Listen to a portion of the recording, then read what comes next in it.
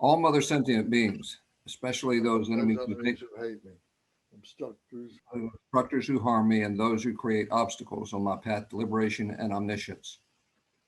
May they experience happiness, be separated from suffering, and swiftly I will establish them in the state of unsurpassed, perfect, complete, and precious Buddhahood. All mother sentient beings, especially those enemies who hate me, obstructors who harm me, and those who create obstacles on my path to liberation and omniscience. May they experience happiness, be separated from suffering, and swiftly I will establish them in the state of unsurpassed, perfect, complete, and precious Buddhahood. Dagladang war jepe dra, no par jepe gek. Tharpa dang, thamche kien pe bardu. Chopar jepa tamche ki so jepe. Manam ka dang nyampe semchen, tamche dewa dang den. Dugnyal dangdro nyor du la na me pa. Yang dagpar zogpe changchu rinpoche thobpar ja.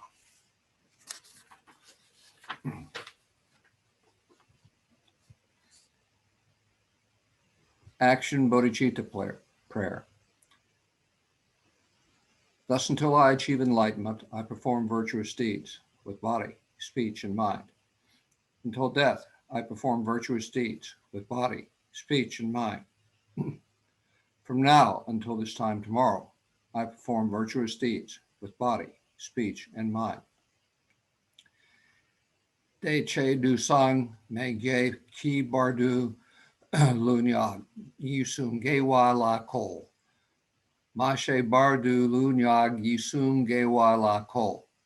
Du de ring ne sung te nyi ma sangha.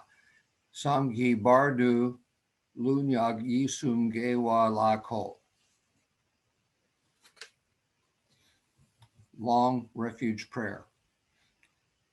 We take refuge in the kind root and lineage lamas. We take refuge in the deities of the mandalas of the Idams. We take refuge in all the exalted Buddhas. We take refuge in the perfect Dharma. We take refuge in the excellent order. We take refuge in the excellent order of the Sanghas. We take refuge in all the noble Dakas, Dakinis, and Dharma guardians, possessors of the eye of wisdom. We take refuge in the kind root and lineage lamas. We take refuge in the deities of the mandalas of the Idams. We take refuge in all the exalted Buddhas. We take refuge in the perfect Dharma.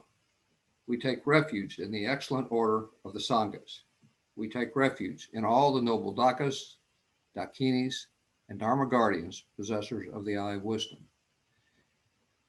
Drinchen Sawadang Upar Chepe, Palden Lama Dam Tam Nam La Kyab Su Chio, Yidam Kyo Kor Ji Latsog Dam La Kyab Su Chio, Sangji Chomden Denam La Kyab Su Chio, Dampe Cho Nam La Kyab Su Chio, Bagpe Gendun Namla Kyab Su Chio, Pawo Kan Dro Cho Kyong Sung Me So Yeshe Ki Chendang Denpa Namla Kyab Su Chio.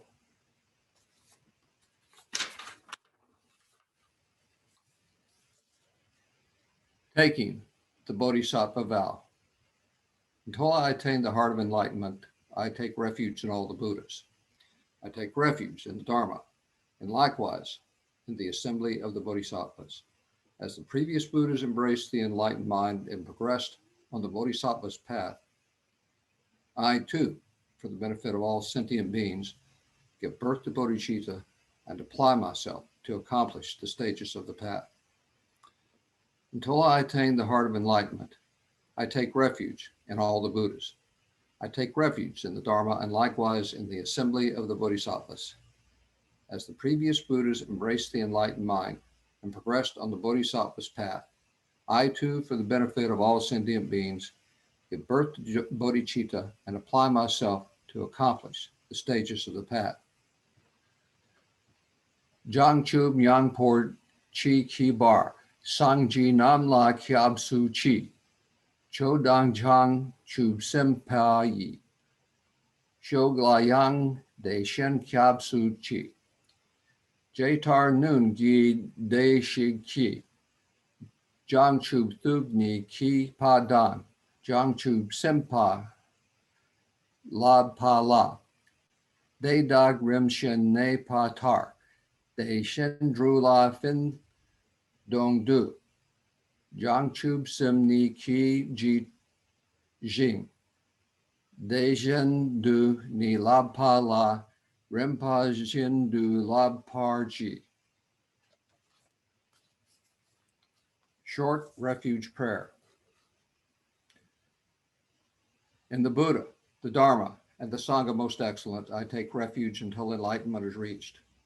By the merit of generosity and other good deeds, may I attain Buddhahood for the sake of all sentient beings. In the Buddha, the Dharma, and the Sangha most excellent, I take refuge until enlightenment is reached. By the merit of generosity and other good deeds, may I attain Buddhahood for the sake of all sentient beings. Sangji Cho Dang So Ki Chog Nam La, Changchu Bardu Dagni Kiab Su Chi, Dagji Jen Sok Ji Pei So Nam Ki, Drolog Pin Churd Sangje Drub Par Shok.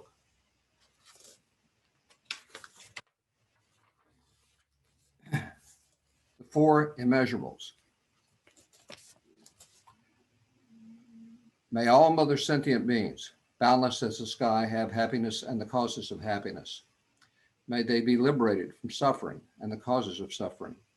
May they never be separated from the happiness that is free from sorrow. May they rest in equanimity, free from attachment and aversion. May all mother sentient beings, boundless as the sky, have happiness and the causes of happiness. May they be liberated from suffering and the causes of suffering. May they never be separated from the happiness that is free from sorrow. May they rest in equanimity, free from attachment and aversion. Manam ka dam yam pe sem chen. Tam che dewa dang de wei gu dang den par gyur chi. Dug nyao dang dug nyao ji ju dang drawar jur chi. Dug nyao me pe dewa dang mi drawar jur chi. Ni ring chak dang ni dang dre drawe tang nyom la ne par jur chi. Please do the 100-syllable mantra.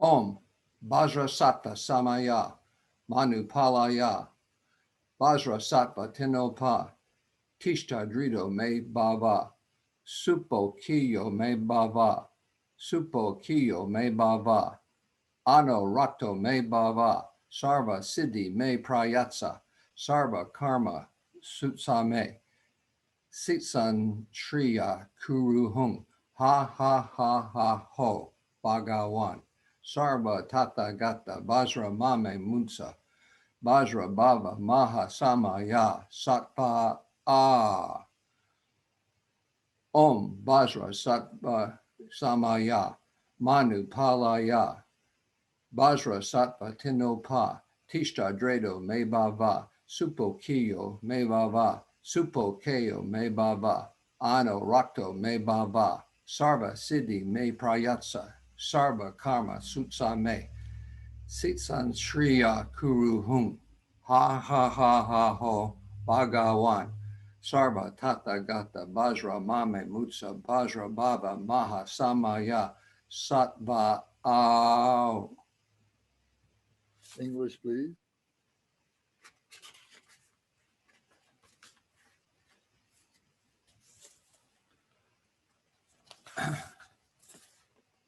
Om Vajra Sattva Samaya, help me to protect my vow, to purify myself. May you remain firm with me. Grant me the complete satisfaction. Grow with me. Be loving towards me. Grant me the attainments to master the powers beyond body and nature. Show me all the deeds of body, speech, and mind. Make my mind heart good, virtuous, and auspicious.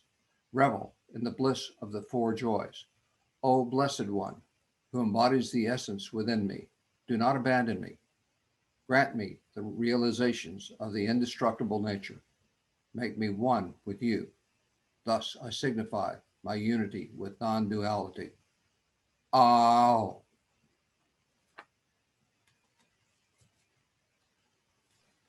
Very good. Thank you.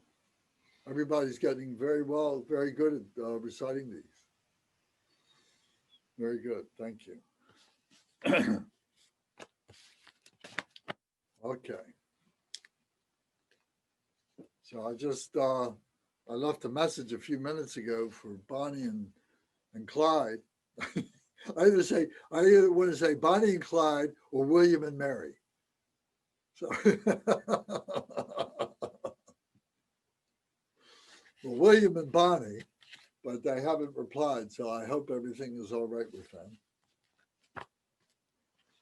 So we are on chapter 18, the method, the aspects of the five paths. So we've been talking about this as this is the Fivefold Path of Mahamudra. So just as a short refresher, if we were born in the old country, if we were born in Tibet or India, that and we went into the monastery as a youngster, as either a child or maybe a teenager, that after we got familiar with many of the everyday customs and so on, and get familiar with the prayers, have them memorized, then it would be our choice to go into a 3-year retreat, a traditional 3-year retreat, which is a Mahamudra retreat, an enlightenment retreat. So it begins by doing the Nandro practices, the 4 preliminary practices. So that takes about the first year or so to be able to complete that.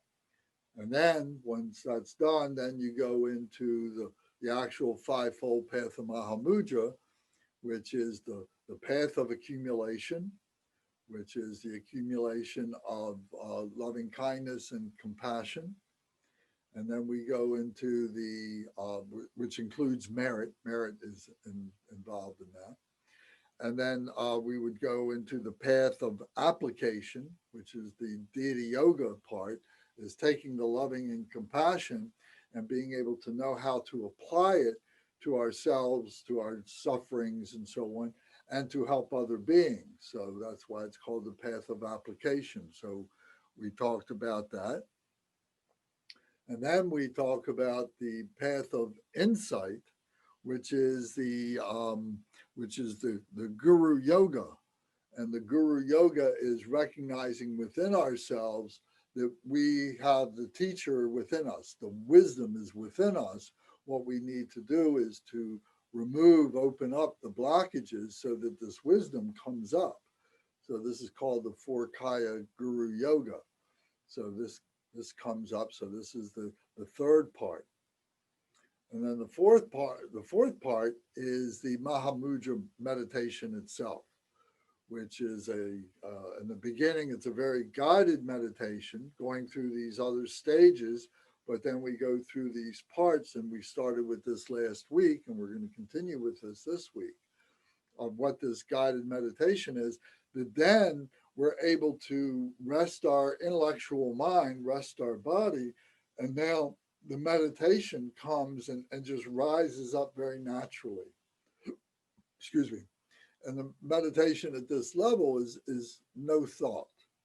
It is experience.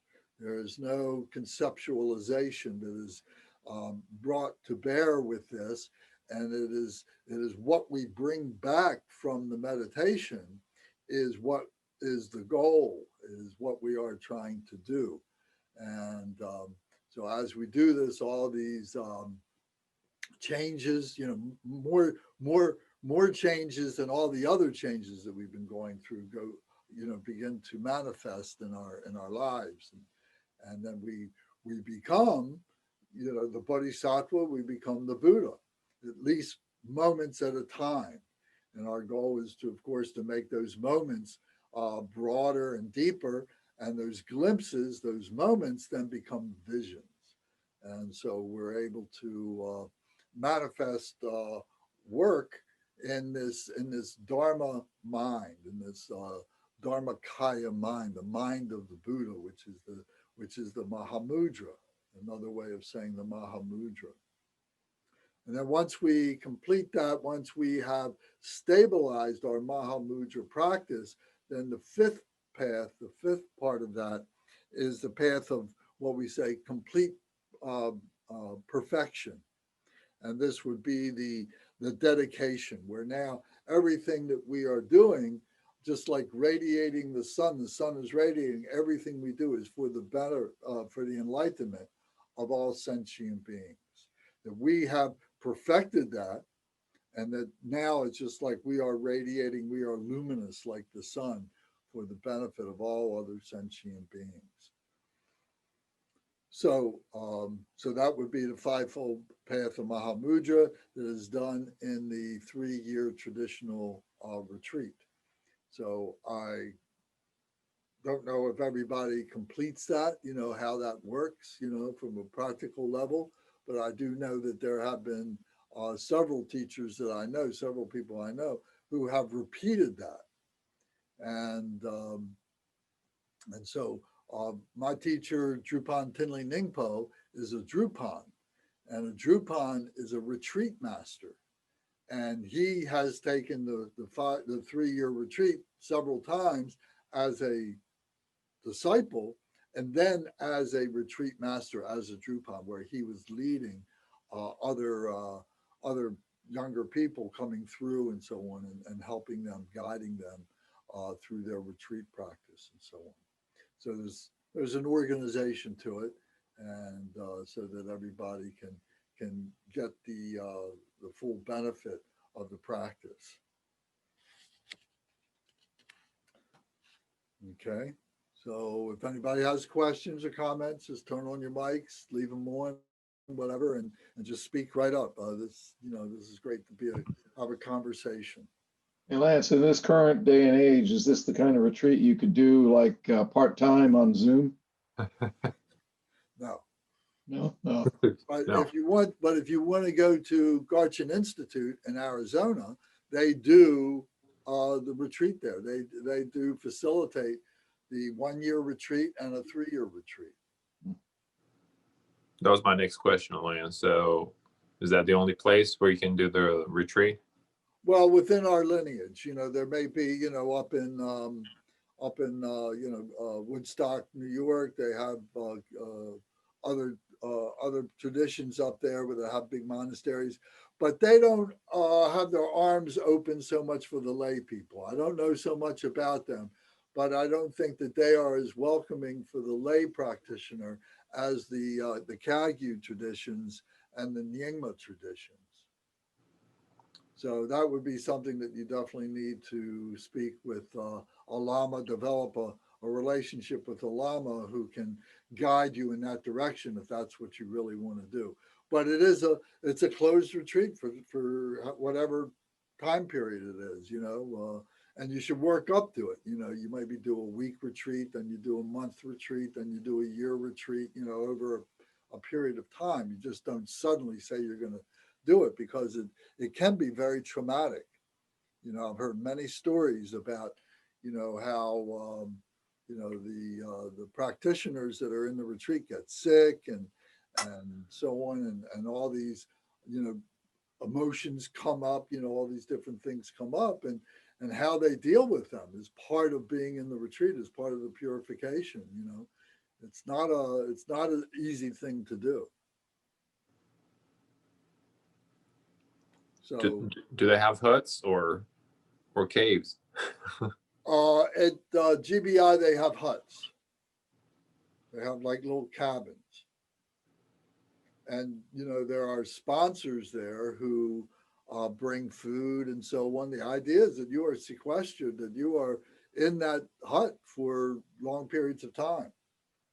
Maybe not all 3 years, but, you may come out, once or twice a year or something like that. But everything that you need is there. And, the purpose is for you to have your practice, to do your practice.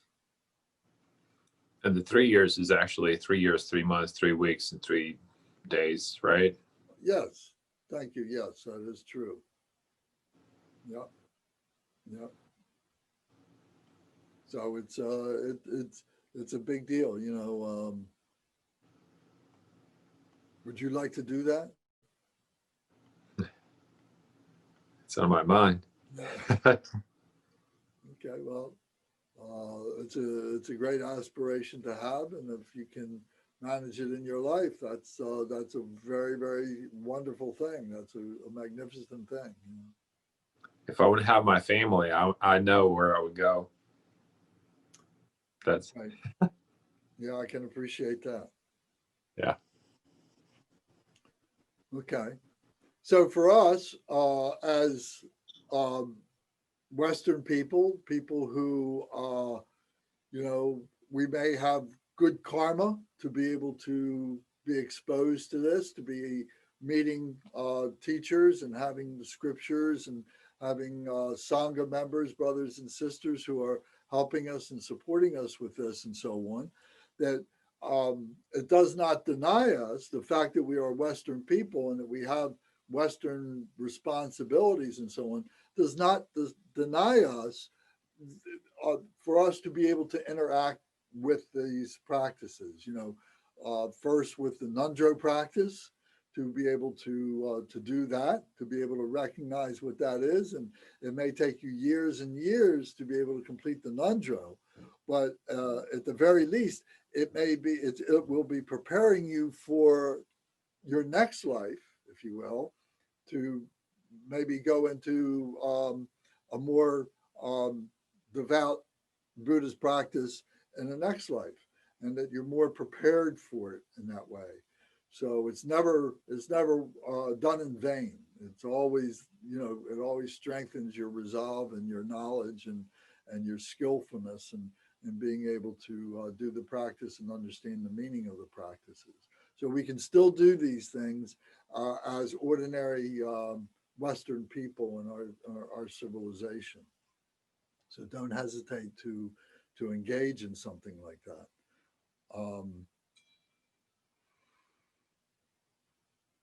Okay, so where we left off last week, we were talking about the fourth path, or the path of meditation. And this is the Mahamudra meditation. The Mahamudra, literally is, Maha means great, and mudra means a position or a seal or a gesture or a commitment. So there is this the signfulness, the sign that you are making to yourself and to anyone else who comes in your sphere, to be able to recognize that you are in this path, that you are doing this, that you are working on this, and as you are doing that, as you stabilize this, the signfulness gets more and more powerful. It radiates more. It's more luminous. It's brighter, and it's clear light and its stability and so on. So this is why it's called the Mahamudra. It's the mind of the Buddha. So here it said in the outline that everybody should have, it says, why is it called the path of meditation? Because one becomes familiar with the realizations that one achieves on the path of insight. So the path of insight was the Guru Yoga part, that was the third part. So now we're becoming more stable with that. It says the path of meditation begins after the realization of special insight. And there are two paths in the path of meditation. There's the worldly meditation practice, and there's the meditation practice beyond the world. So last week we talked about the worldly meditation practice, and we talked about the stages of the four absorptions and the four formlessnesses.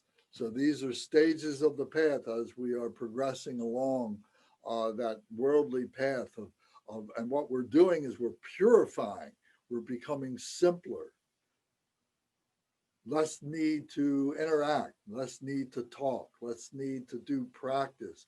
Our life is the practice. There's less need to have a organized practice. It's more of sitting in meditation all day long, day after day, and having the kind of experience that we're talking about here.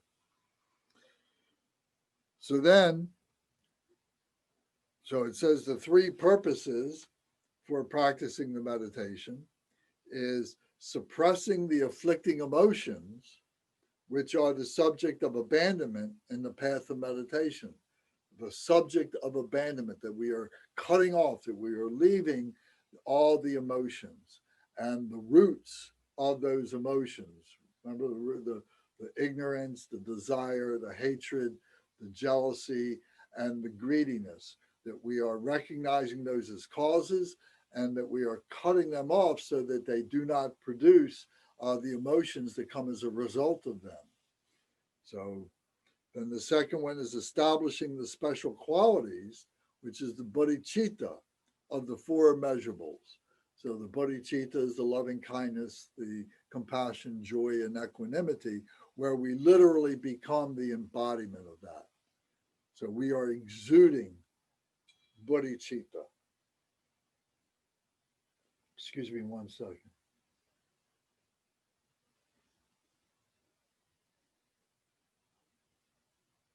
I just wanted to read this. It was Bonnie just responding and saying that they're taking the night off. And then the third is creating the foundation for the path beyond the world. So let me say that again. Creating the foundation for the path beyond the world. So what that means is that we're preparing ourselves to cross over into our Buddha nature, being what we are, who we are, the embodiment of that. So this, and we call this the equipoise. We call this equipoise. So as we see the Buddha, the statues or the pictures that we see, the illustrations of any of the Buddhas that are sitting in the meditation position and perfectly quiet, perfectly serene, and so on, that they are characterizing, illustrating this crossing over, that they are undisturbed in their meditative concentration, and that they abide in this. So this is one of the three purposes of practicing this meditation, this Mahamudra, is for us to be able to develop that equipoise. So we do that a little bit at a time.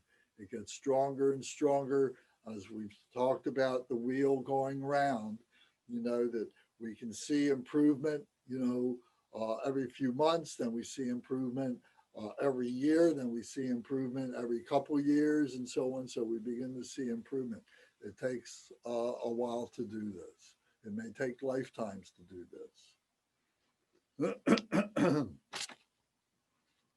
So now we come to the meditation practice beyond the world. So now this is the other side. So in order to enhance and purify all the habitual tendencies of human nature, to dispel obstacles on the path to enlightenment, one needs constant reminding and mindfulness. So this is one reason why we have a retreat master, because it's very easy for us to be able to lose our perspective of what it is that we are engaged in and so on, and that we may be getting swamped and not realizing that we're getting swamped with emotion or something. So having the retreat master there is one who has, of course, made this voyage themselves, and knows all the different changes that one goes through, and all the sidetracks that one can get caught up in.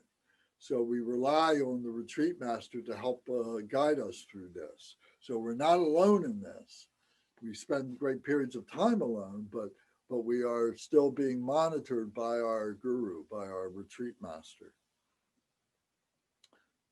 So now it says that during this time, what we are doing is that we are recalling the impermanence of all phenomena, which dispels attachment to this life. So we're looking at our attachments.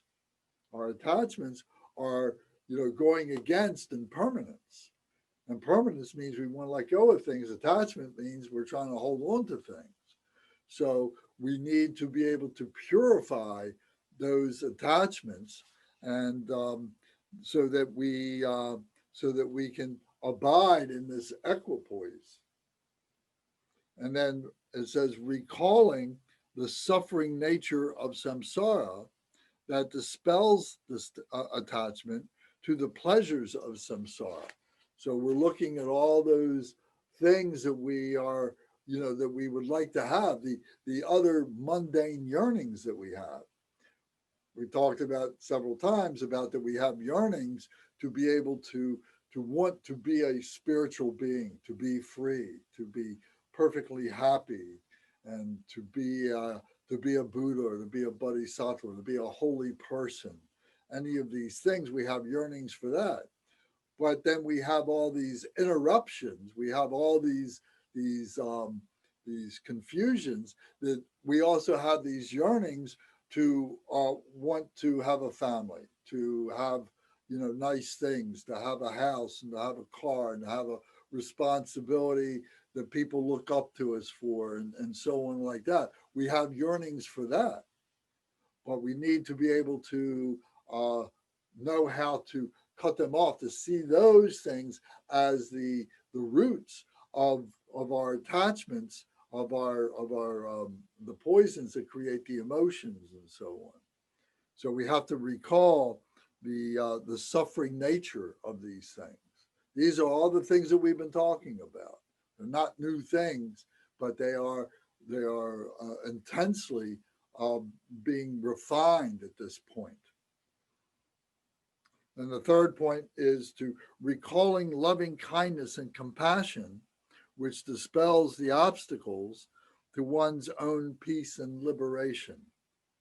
Recalling the loving kindness and compassion, the wisdom and the skillful means, which are other ways of stating loving kindness as wisdom and compassion as skillful means. The skillful means to be able to actualize that loving kindness, which dispels the obstacles to one's own peace and happiness and liberation. So we need to recognize these things. And if you remember, going back when we were studying the Stages of Meditation book, and we went through that, and these were chapters in that book. So from the very basic learnings, fundamental learnings that we're learning in Buddhism 101 are now being brought forward to our time here in the Mahamudra meditation.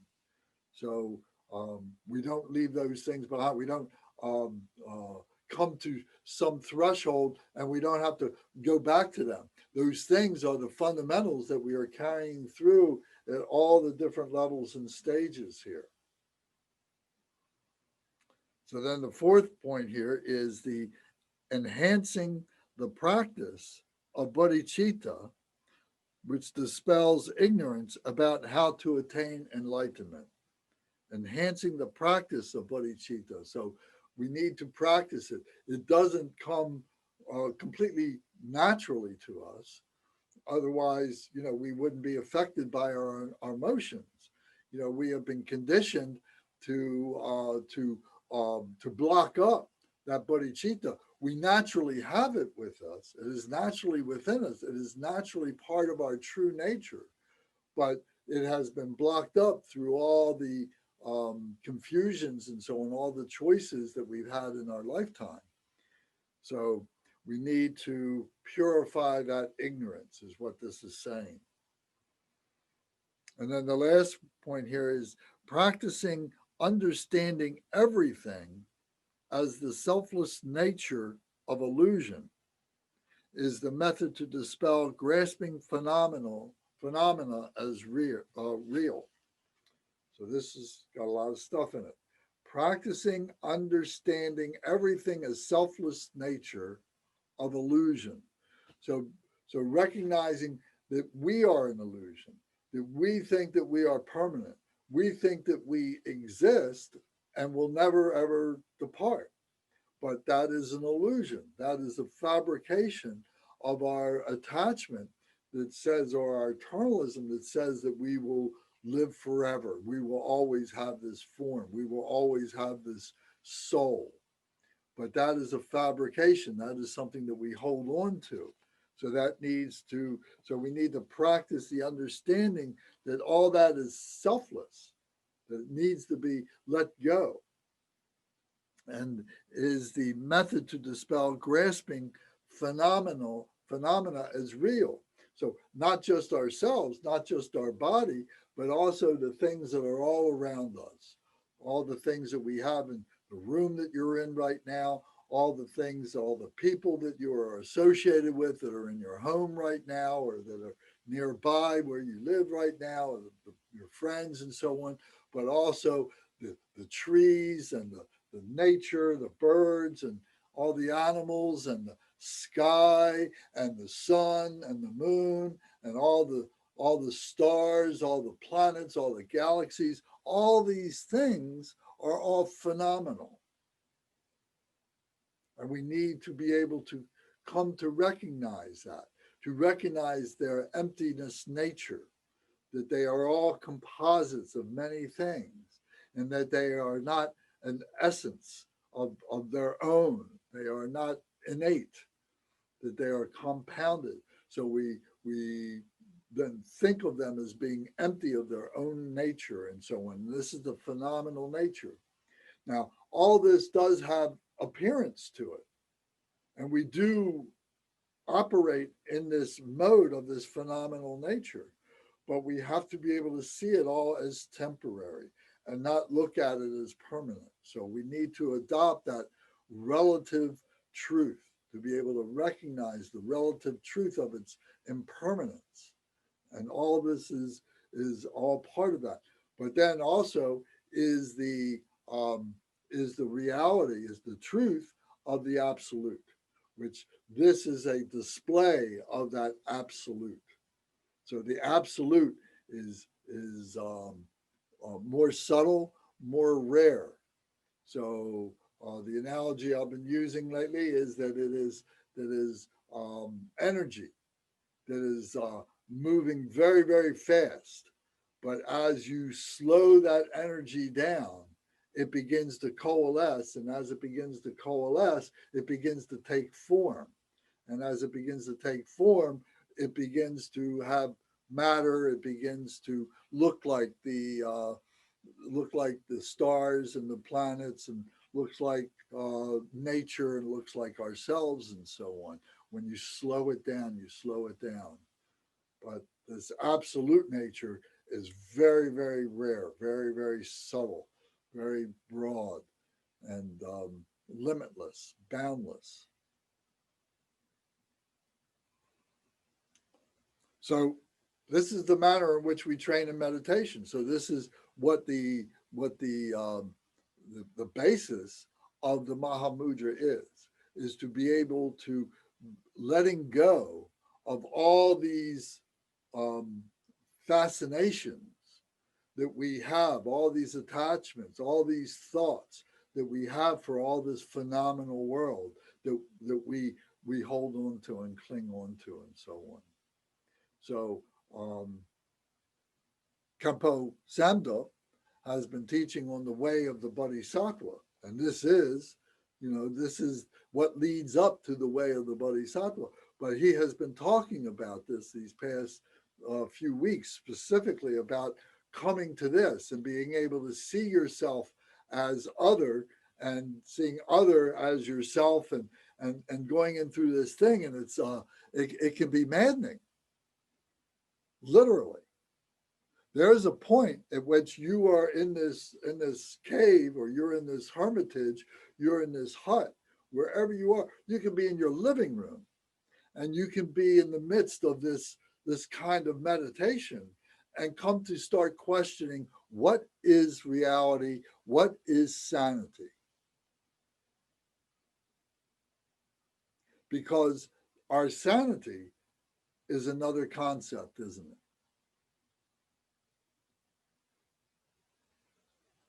And we have to recognize that maybe what we are doing in our ordinary minds right now, that's the insane. We're insane. We're crazy now. Because when you get this degree of freedom on the Bodhisattva side of things, on the Buddha side of things, you being able to see this is the true nature. That's the true nature. When you are in that mind. And now everything else becomes crazy. So we call this the ordinary mind, and we might think of that as the extraordinary mind. So now things turn around. Now the ordinary mind that was extraordinary before, now that becomes the ordinary mind. And this is the extraordinary mind. So that will, that can, you question your sanity.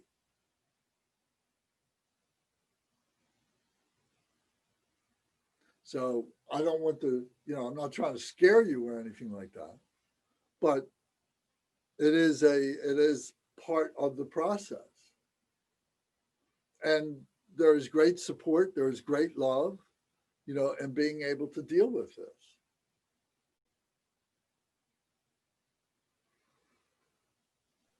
So this is the manner of training in the path of meditation.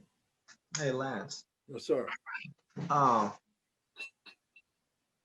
When you were talking about phenomenon, and I was just thinking about the mantra of interdependent origination, how it starts out that all phenomena arises from causes. Those causes have been taught by the Tathagata. Their cessation too has been proclaimed by the great ascetic, the Shamaniye, Soha. Soha, yes. Mm-hmm. Yes. So what's your point? My point is when it comes time, everything comes together. When it's nothing just happens for sake of it happening. Seems like when everything aligns correctly, and it's time for that to happen, it happens. But it just doesn't. These particular things just don't come about by themselves. Seems like there's a certain condition that has to arise that for it to be right, to come together, and then. Well, let me explain it this way. Sure. It's already perfect. That's right. That's right. And we have to stop all the nonsense that is conflicting all of that stuff into all these myriad things that we have that we call our life, into just recognizing and becoming perfect in that simplicity. Lance, So in that prayer, the Tathagata are saying that's what they've been teaching. That's what the Tathagata, that's what the Buddhas have been teaching. It's already perfect. It's already there. But then for beings like us, we need something that is a little bit more dramatic to help us to see it. So Buddha Shakyamuni, who is the ascetic, the great ascetic, who teaches us the cessation, how to cut through the stuff that's keeping us from recognizing that perfection. That's what that prayer is saying. Exactly. It's the Buddha Shakyamuni who is teaching that. So we need to be grateful for the Buddha Shakyamuni. Michael, you were going to say something? It's Well, it's probably a little late, I just think it can sound kind of easy, but there's considerable purification and practice and, like you say, lifetimes to get to that point where where we can actually see what's perfect, what's already there. So, but it does sound pretty easy. All we have to do is, it's already perfect. I tell people that it's exactly the way it's supposed to be. It's just fine. You're just too stupid to see it. So, Well, not stupid, well, but conflicted, ignorant. ignorant, Yeah. Okay. Yeah. So yeah. afflicted with the emotions. We say the afflictive emotions. And then just in cleansing ourselves of that stuff is just no easy task. It's maddening. Yeah. We're some stubborn creatures. Yes. Yeah. So it really helps, at this stage to talk about this is at this stage, it really, really helps to know the stories of the masters, those teachers who have come before us, whether it's the Buddha Shakyamuni or it's Nagarjuna or it's especially Milarepa. This is to know their stories and to be able to read their results, their accounts of their practice. So Milarepa is considered to be the saint of Tibet, and he was a sinner. He was a murderer, a terrible person who did terrible things, but at the same time, he was able to redeem himself, purify himself, and he became a realized Buddha in his lifetime. All this in the time of his life, 80 years or whatever it was, which is very, very special to be able to do that. Now, of course, he had the karma to be able to do all this. So we have the karma to be able to recognize that there is a being like him and that we should avail ourselves of his wisdom and his compassion through his teachings and so on. So knowing his life, reading his life story, and then reading the 100,000 songs of his enlightenment is really very powerful.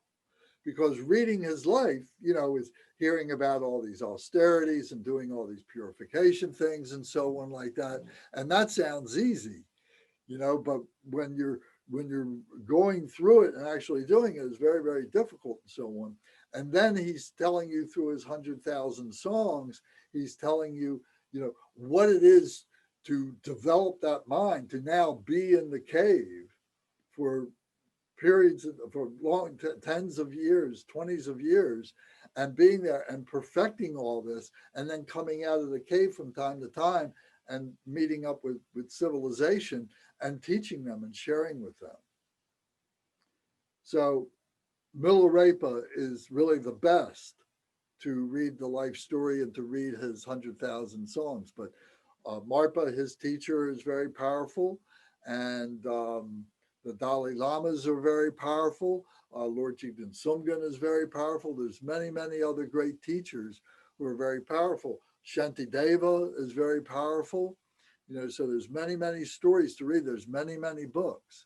So if you need some suggestions, I'll be glad to help you. And if you want to talk with other people, I think you should, and especially with the lamas. If you can, make a relationship with a lama. Not that they're going to be your one lama for the rest of your life, but to engage in that, to put yourself out there, to break out of that isolation that says, oh, I can do this by myself. Or I can do this because I've got 5 or 6 people that I meet with, once or twice a week on Zoom, and they're going to help me do this. I got my friends, but it's much more subtle than that. We need much more powerful teachers than just what we can provide. This is just this is just a thin layer on the top of what we need to be able to break through, to explore and so on. So these books are very important.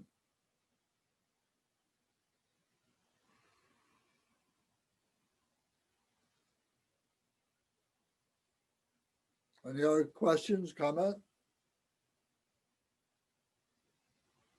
Okay. Maybe we're all not going to do it now, and that's okay. You know, these are seeds that are being planted. What might seem to be impossible right now to do in another year, 2 years, 5 years, all of a sudden may become clear how you do these things. So, you know, just remain comfortable. There should be no anxiety with this.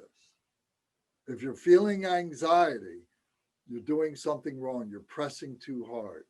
You're going down the wrong path. This should be very blissful. This should be very happy at all stages. You may reach points of difficulty, no question, but there shouldn't be this anxiety. Oh, I got to do this. Oh, I got to do this. And I'm making myself upset because I'm not a good student, and I'm going to leave the practice because I can't do it now. It shouldn't be like that. Just do what you're comfortable doing. Do the prayers, learn the practices, come to these groups, read some books and so on. And then I think to Tom's point was that when it's ready to happen, all of a sudden it just becomes clear how you're going to do it. All of a sudden everything just opens up for you. Your schedule just clears itself. You've got the money in the bank that you need. Your kids and the family's all taken care of, and you've got this time now that you can spend doing these things. And if it doesn't happen in this lifetime, there comes another lifetime. And then we've got to practice to help us cross over the threshold from this life into the next life. That there's practices for that. And we can talk about that. I would love to talk to you about that, you know, and to get familiar with those, because they become really the core of the meditation practice. Because every moment we're going through a death, every moment we're going through a rebirth. And as we begin to meditate and really have meditative experience, then we really see how the old person dies. And then when you get up off of the cushion from your meditation, here is the new person that is born from that.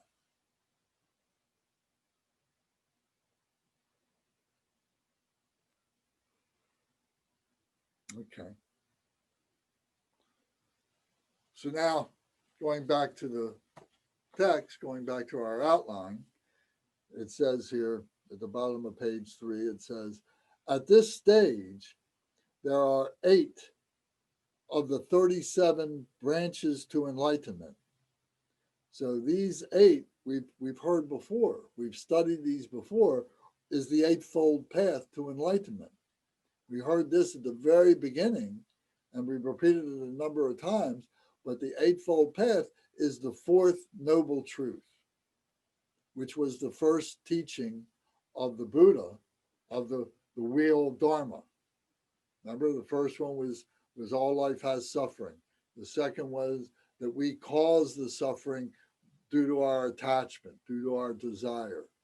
And that the truth of cessation, that the way to avoid this, to renounce this, is that we have to cut this off.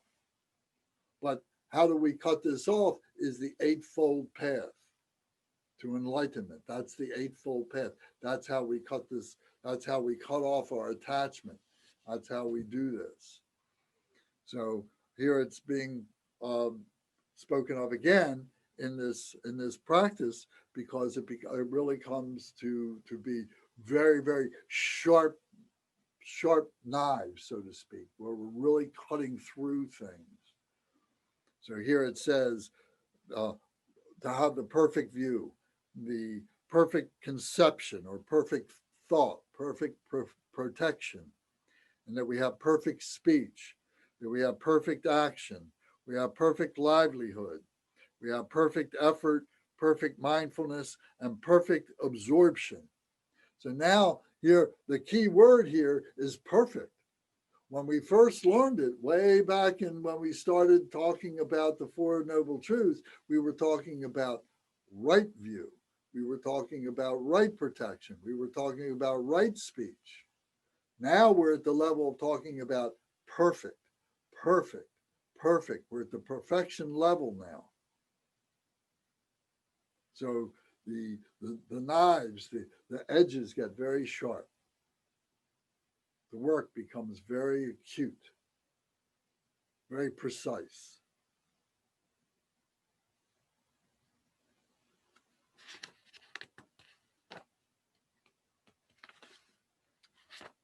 So, any more thoughts or questions about this?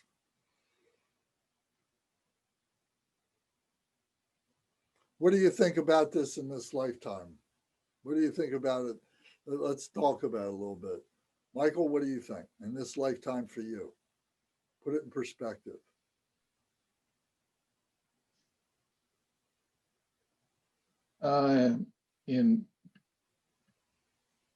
I can make some serious progress in the next 20 years if I have them, but I don't think I really doubt that 20 years would do it for me. So what I need to do is I need to put a message in the bottle. So for my next life, I get to open up the message, and the message tells me, don't get married, don't get a career. You're going to end up sitting on your ass and praying for the next 100 years. So get used to it. But I won't do that because, you know, I'll get born and I'll turn into an adolescent, and all of a sudden I'll get horny and I'll want to have a job and get a car.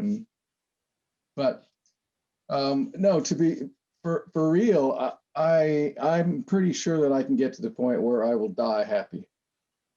I will die a Buddhist, and I will die satisfied, and I will be prepared. And that's saying a lot for me. Okay, that's really good. Adrian, how about you? I know you give a lot of thought to this. Just trying to stay awake. Taking it step by step, Lance, I guess.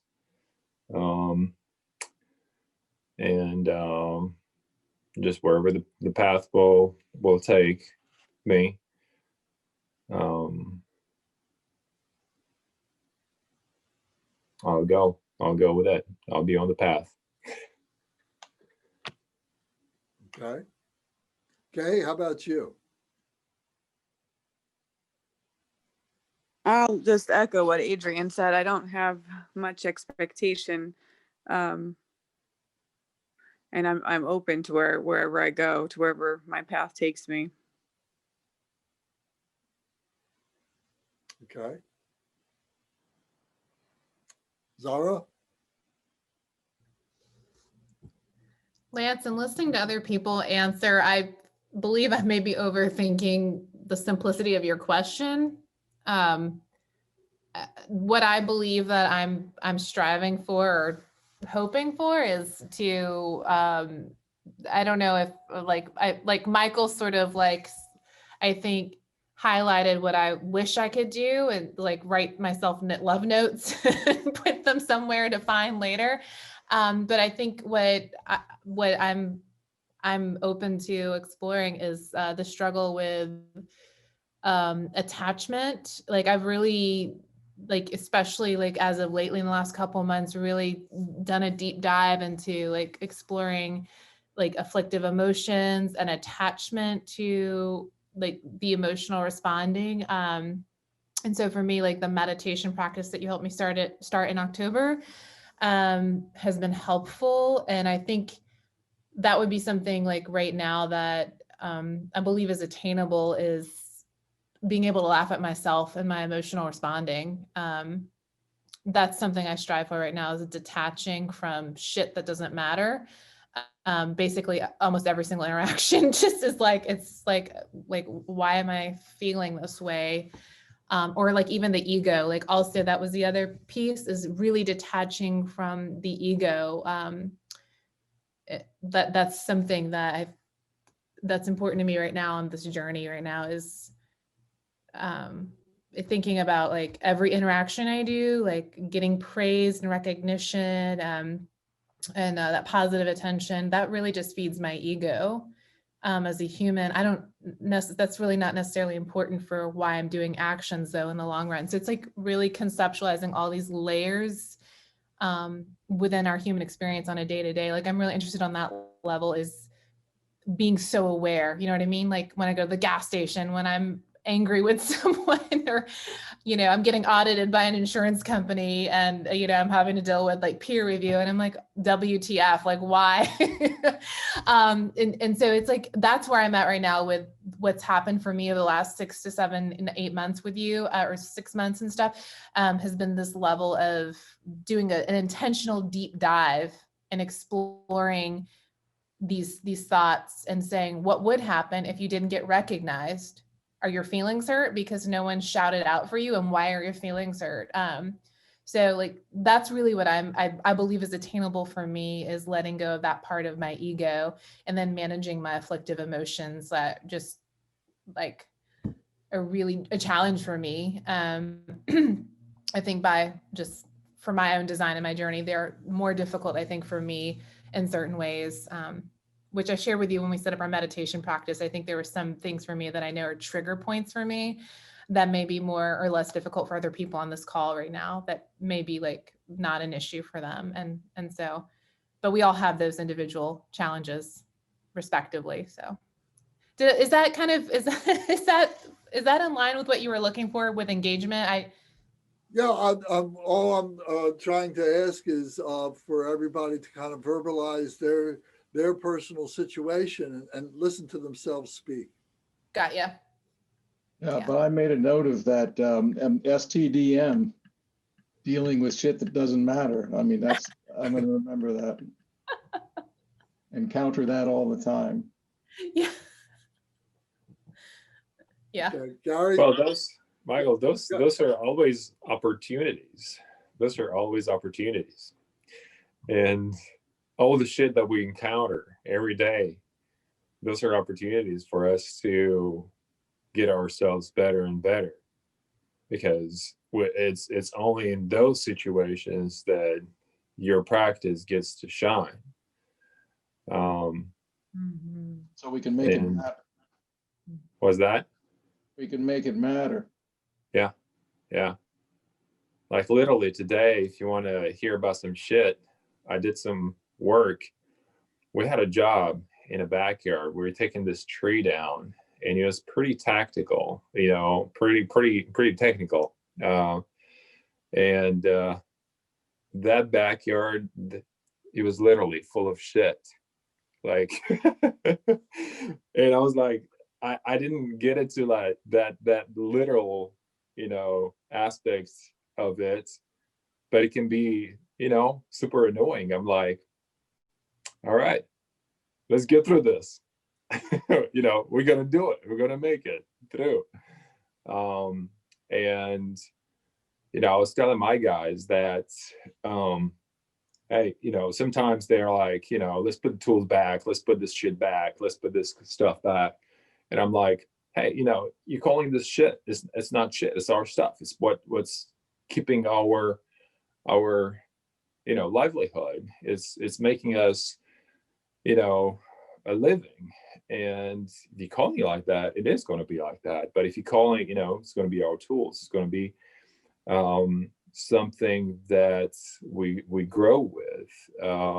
Then you're going to see it in that perspective. Is it pleasant? Sometimes not, but that's what we're saying here. The 3 purposes of practicing meditation is suppressing the afflictive emotions. And I'm not exactly sure that, you know, personally, I that's not what I do in meditation. I'm not suppressing my emotions. I'm just kind of like see them arising, and I rest in that, you know, I just simply aware that they arise, and I'm like trying to see that this is really, you know, another day in my life, and that I'm working with that moment in my life, and that's part of my meditation on a daily basis. Okay. Gary?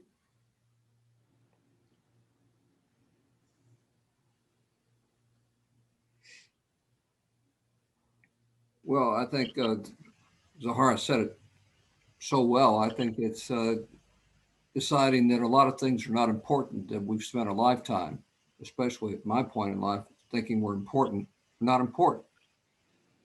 It's not a matter of being indifference. It's a matter of understanding in the Franciscan way what needs to be changed, what you can change, and having the ability to know the difference, and not being attached to the things that the world, its leaders, its advertisers, all the actors that come at us every day through the medium or just in life tell us that we're supposed to care about and that are important, and understanding that most of them are not important. A few of them are. Love is important. Caring for our families and friends is important, but most of these other things just aren't important.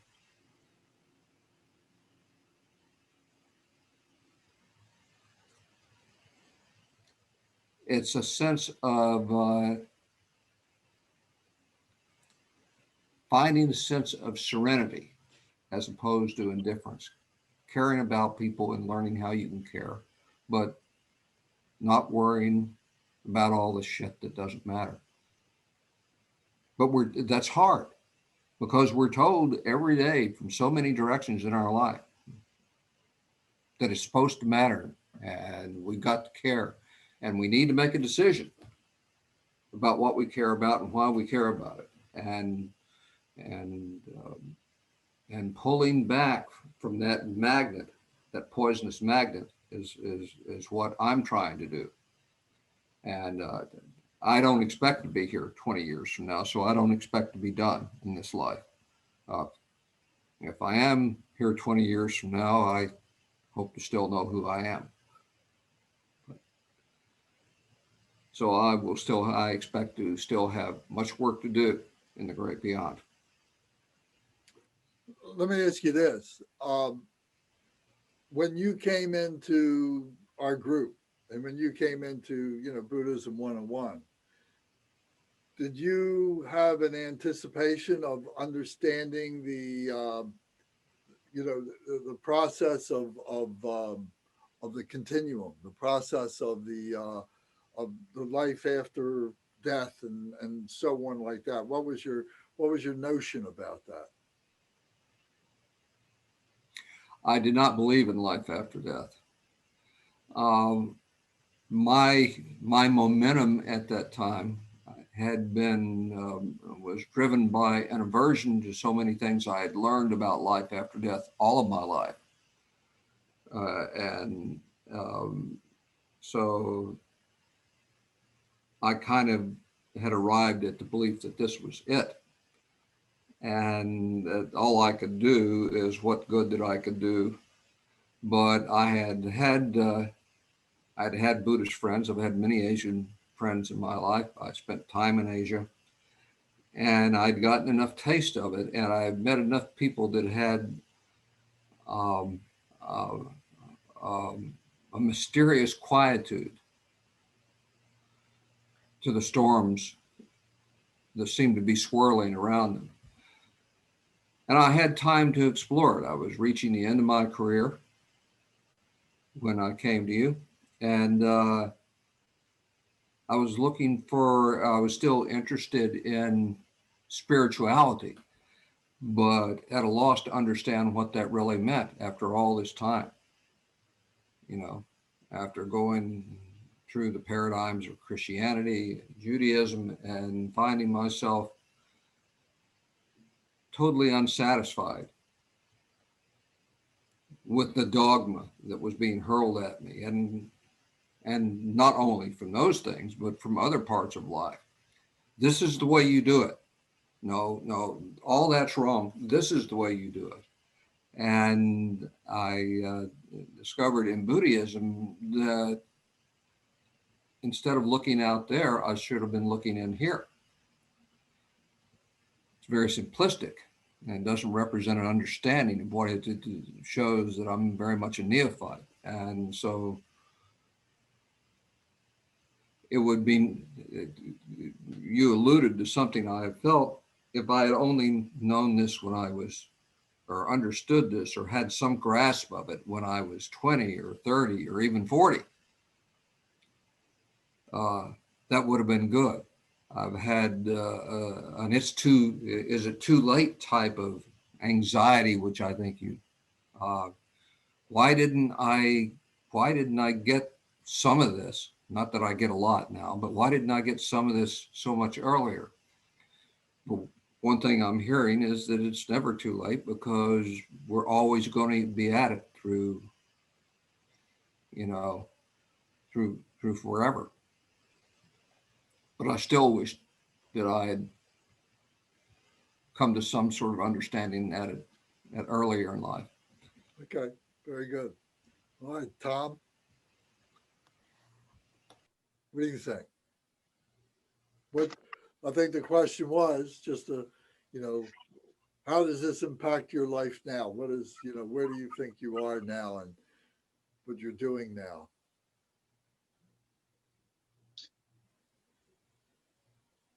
Well, I believe there's just enough suffering in my life that keeps me motivated to keep practicing. Without that suffering, where's the motivation to keep practicing? It seems as though that that's almost the fuel that keeps me wanting to awaken. I mean, like I said, there's different levels of awakening, but it seems as though that I'll probably try all my life, even if it kills me. But it's something that I will never give up, because I want to do it in this lifetime. I want to do it in this life. And if I die doing so, what better cause is there? But to oversimplify and say, I if I don't do it this lifetime, I'll do it next lifetime or lifetime after that. Well, yes, we can, but how many lifetimes have we spent already thinking that? How many lifetimes? I mean, what's the saying in Zen? There's many bones. Your bones, if equated, will be equivalent to the highest mountains that you're stacking it. And the amount of blood that you have lost in the past lifetimes can equate to many oceans. That's a lot of lifetimes that we spent,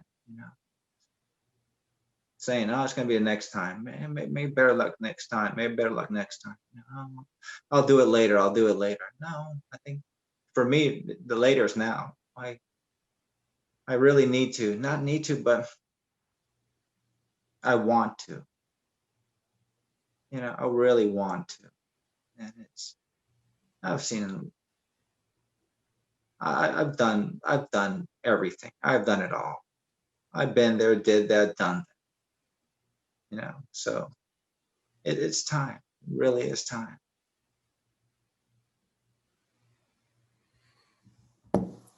Tom, that was really touching. But I feel like I'm gonna cry listening to you share that. Yeah.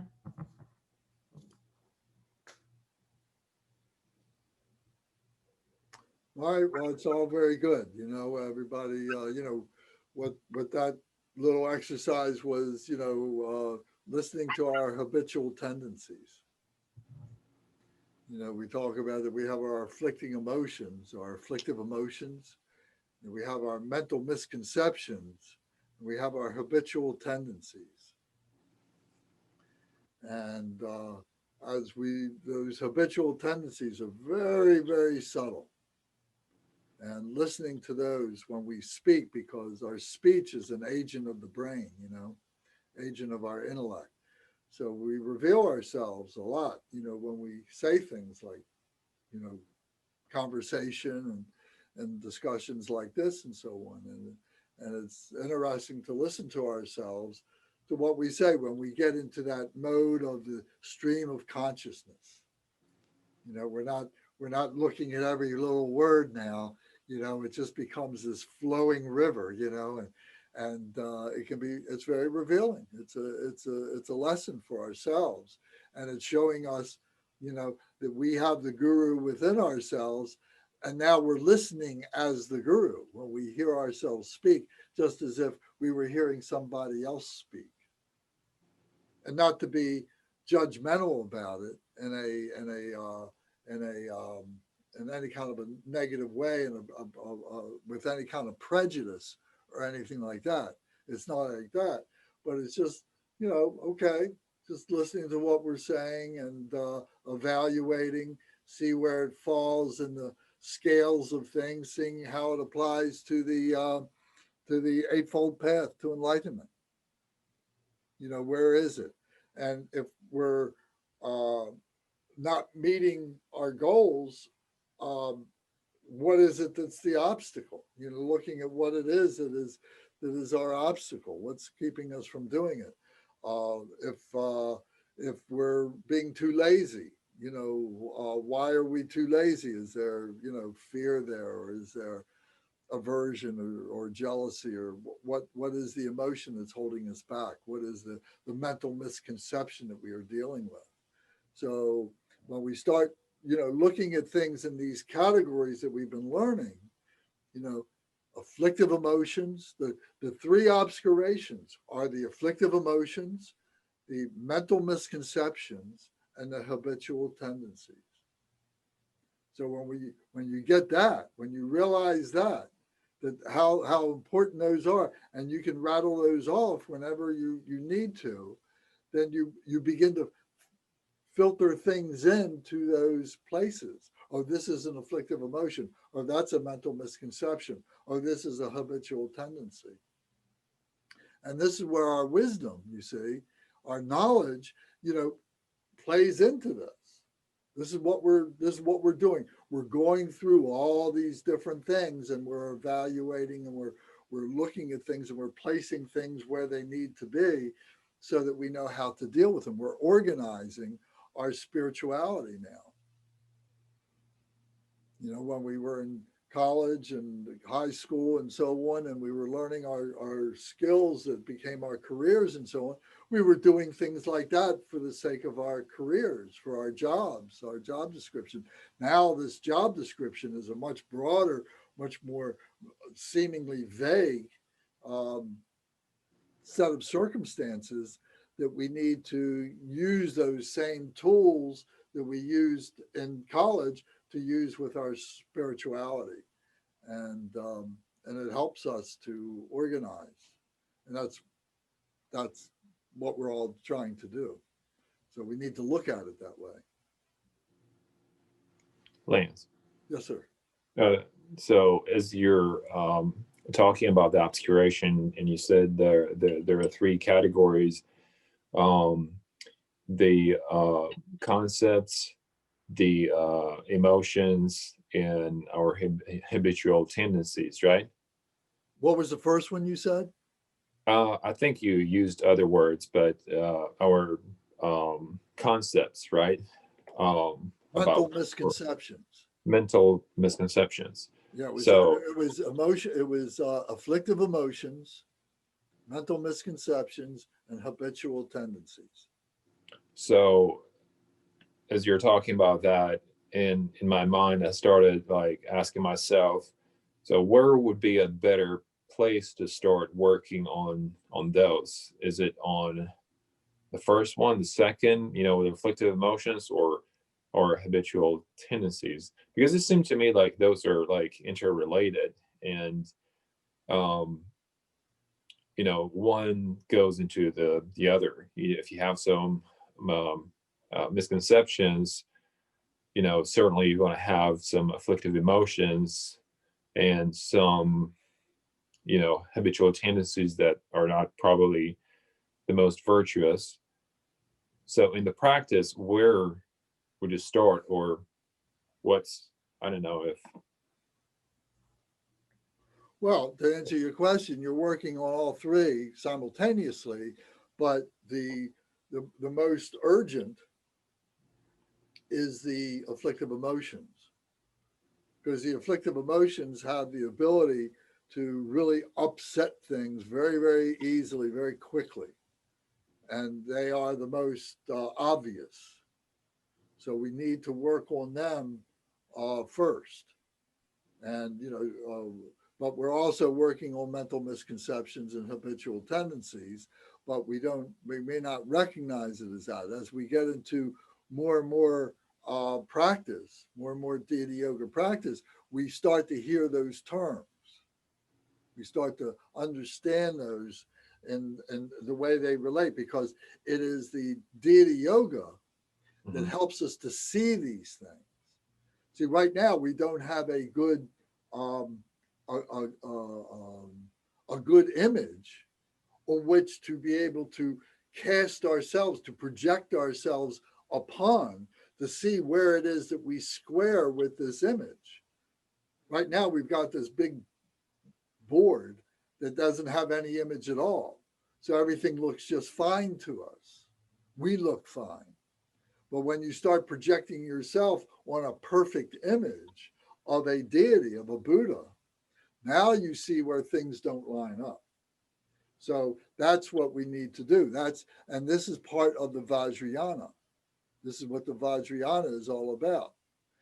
If you stay in the Mahayana is learning about emptiness, is learning about the two truths, is learning about the middle way, is learning the sutras, it's learning what to do, it's organizing your thoughts and so on in terms of devotion, in terms of loving kindness. You're developing your meditation and so on. But it's not a perfection. It's not at the, you're introduced to perfection because we have the prajna paramita is in the Mahayana. But now we're taking the prajna paramita in the Vajrayana. Now we're taking it and we're really applying it. It's the path of application. Now we're really applying it and so on. So that's where the work is. That's where our work is. I think we're all good people. I think it's very easy for us to understand emptiness relatively. Once we get over, some of the mental misconceptions we had about it, once we get over the idea about, oh yes, we do have this continuum of life. It isn't just this one life, so to speak. Once you get over those mental misconceptions, now we need to be able to, now we need to be able to move to the next part, which is the wisdom part, and that's the Vajrayana. So that's my answer, is the afflictive emotions.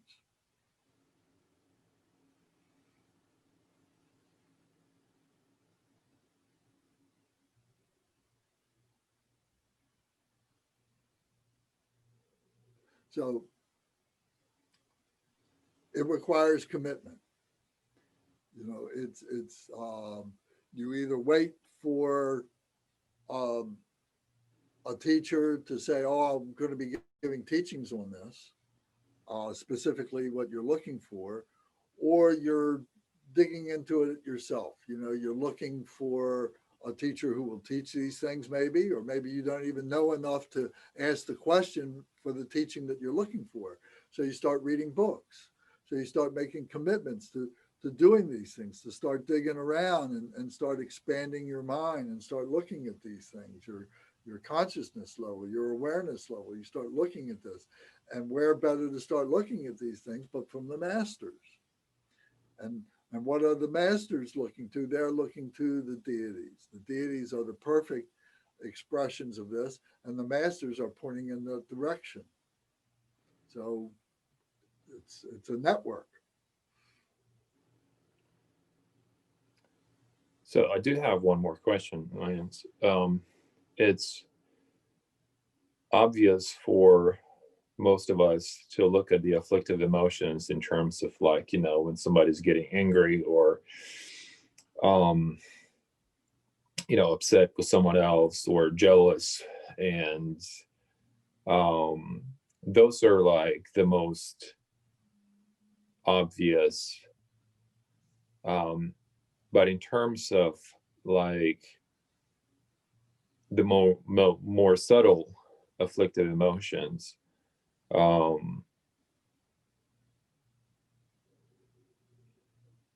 those that don't come on, necessarily situations that are pretty obvious. How would you approach them? Like, what would be, like, for example, if I have a situation, let's say with Thomas and Tom, I get very angry with Thomas. There will be, the two of us that can be like, very obvious that a situation is wrong. We need to work on that. But on, for example, other things that are like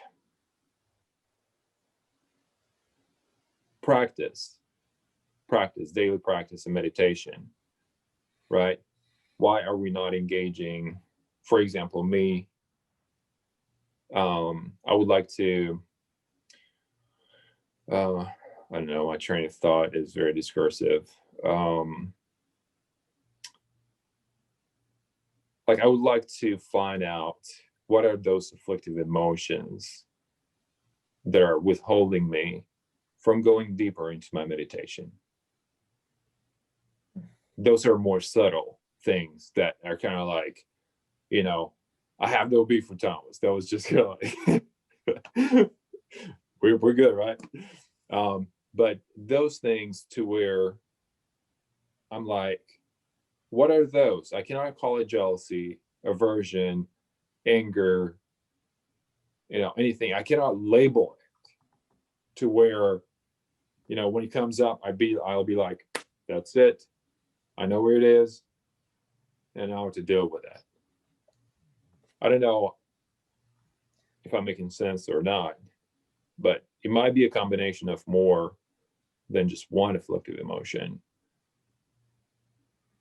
Well, at the point we are right now, we're still making lists, and we're still accumulating some basic vocabulary. We're still, getting our tools together. So we're still at a pretty fundamental level, and we should be grateful for that, and have patience. And I think things will begin to reveal themselves as we move forward. So we've accomplished a lot already. And again, to be grateful for that, to recognize that we have more work to do, and to be patient for that, and have the perseverance, the diligence to keep moving forward. So we're applying, what was the 6 paramitas, in this, to accept the generosity, to develop the generosity for ourselves, with each other, with our teachers, with the Sangha, to be generous in that. When we invest ourselves, then there's a commitment there, and merit comes as a result of that. If we take that for granted, there's no commitment. There's no, so there's an investment that has to be made, in the generosity side of things. There is a discipline. There's the next part is the moral ethics, so we need to apply that discipline. We need to apply, the organization of our lives and so on. And then we have to be patient. We have to have the perseverance, and then we have to be the mindfulness of where it is that we are, what we are doing, and taking responsibility for it, and making the changes that are necessary, and then to develop the wisdom awareness through the activities, through the engagement, whether it's in the meditation, whether it's in the practices, whether it's in the teachings, whether it's in the readings that we do. We need to be aware of all these things, because all those signatures of what it is that we're doing is there. It's a matter of recognizing those signatures, recognizing those things. So it's the 6 paramitas. So all the things that we've been learning, are things that you should be memorizing. I know I keep saying it all the time. But when you memorize it, it means you've got to understand it. There's a point where you're saying it by rote. No question about it. Very mechanical. But then there comes a point where you say, you know, this doing it by rote doesn't get it all. I don't know the meaning. I may know it, you know, just because I've learned the mechanics of my tongue and my mouth working together, and I can say these words together. I can string these words. But what's the meaning? What's the meaning behind it? So that's what we need to do. You know, Kempo gave this magnificent teaching back in the spring on the seven supplications of the deity Tara. Is incredible, and it's on YouTube. And we missed it live, but it's there just as if you were there before, and you can watch that. So it's making commitments to these things and doing these things. So so this is where we are at. This is what we need to do, to dig in, to memorize these things, to make the time to study and so on. Now you can say, okay, I've got these priorities and they're valid priorities, you know, but you're the only one, each one of us is the only one who can arbitrate, can negotiate through those things and say, okay, you know I want to do this. I gotta, you know, maybe it's 5 years away from now. You know, maybe it's 10 years away from now, or maybe I need to do it right now and I can do it now.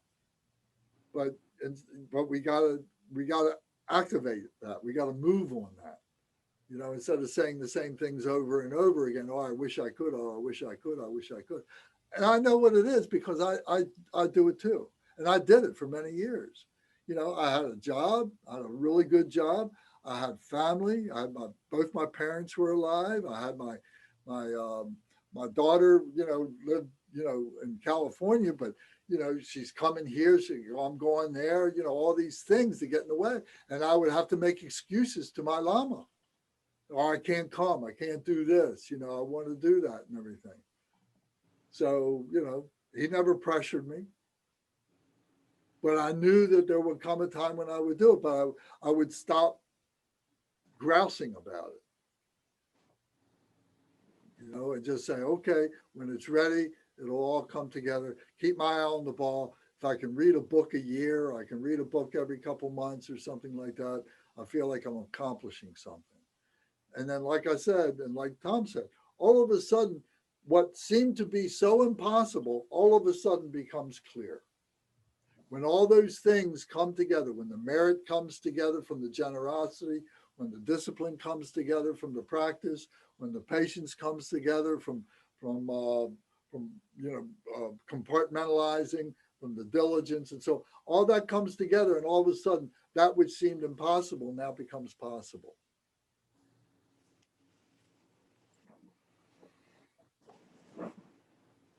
So what we're doing now, as far as Buddhism 101 is concerned, and Buddhism 102 and 201, we expanded this so that hopefully, you know, you're being exposed to more and more of the deeper stuff. But the question now is, how are you absorbing it? What are you doing with that? Are you studying it? Mm-hmm. Or you're waiting for a magic bullet to come and bite you in the butt, and all of a sudden you're going to get this enlightenment thing? It's work. Lance, Right. can I ask the question just to pose to the group? I found, so I'll just share like candidly, I know it's being recorded. So when we started the meditation practice, and I did 30 consecutive days of committed practice. And then it's like, I fell off the bandwagon a little bit. I started making like excuses. Like I think Katie described like, oh, it was like, it's good to have it as a pattern of behavior that you just said doing it this time every morning. It's a habit behavior. I just do this, sort of like brushing my teeth. And then it's sort of like, I'm struggling with this internal battle now of, I want to do it. Like flossing my teeth, I know is good for me. Like it's, good.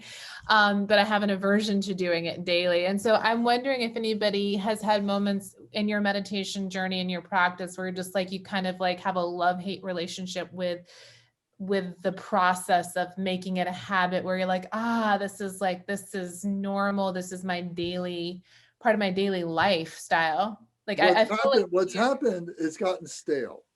okay. You lost some enthusiasm. So find another practice that makes you excited. Okay. Find another way of doing your practice, but keep the time, keep that budget of time alive in your life. So what is that? Do you feel guilty? You have any guilty feelings about it? Sure. Oh, for sure. I do. I feel really bad. I feel like I'm letting myself down. So find different ways. Maybe it's just getting a book and saying, okay, I'm not going to do practice, but I'm going to read this really difficult book that I've been putting off. I'm going to start reading this book, doing that half hour or an hour every day. Or maybe I'm going to talk to my teacher and I'm going to get another practice. I'm going to do another practice. So you got to find ways to spark your enthusiasm. Only you can do it. But it's good to have a teacher to talk to, and this is about making a relationship, that if you check in with your teacher, and if your teacher's doing a good job, your teacher's going to ask you, well, how's your practice going? And then it's up to you to be honest and tell them what's going on. And then maybe he'll give you a couple, 3 suggestions, and you can talk about that. Maybe those 3 aren't the right ones. Maybe there's another one there, but to open yourself up to the Sangha. That's what it's there for. That's the body, speech, and mind. We want to speak the Dharma. We want the mind, but this Sangha part, this is where the work is. This is our everyday human nature that we're trying to purify. So that's that's my suggestion, is find something to bring your excitement back, and talk to somebody that can help you do it. Is there? Yes, Adrian? Do about 1,000 prostrations. That's not going to get stale. Wait, what? No, it does. Doing prostration is very difficult. It's very difficult. It's really hard to stay motivated with that. I said do about 1,000 prostrations. But at some point, it does become enthusiastic. And if you don't do them, you really miss doing them. And I'm talking about 100, 200, 300, 400 a day. I'm not talking about 25. 25 is boring. 50 is boring. 75 starts getting exciting. And 100, now you're grooving. Yeah. You got to break through. You got to break through your everyday mind telling you, what are you doing this for? Remember in the story of the Buddha, and the story when he's sitting underneath the tree? I mean, I keep coming back to this because this is so important, and I emphasize it when I tell this story about the Buddha. When he's sitting under the tree and he goes into this samadhi, and he goes into the samadhi the first time, and he reaches a very deep level, and then up comes this demon, and the demon says, "What are you sitting here for? Why are you wasting your time doing this? You could be out having fun. I could be doing this for you. You can be doing that." And then Siddhartha Gautama says, "I'm not interested in that. I'm interested in the samadhi." And then the demon goes away. And he goes back in, and another demon comes up. So it's recognizing that demon that keeps coming up to telling you, what are you doing prostrations for? What are you doing sitting there meditating for 15, 20 minutes? What are you reading that book for? You could be out having fun. This is practical application of the practice, because that's what happens. You got to break through.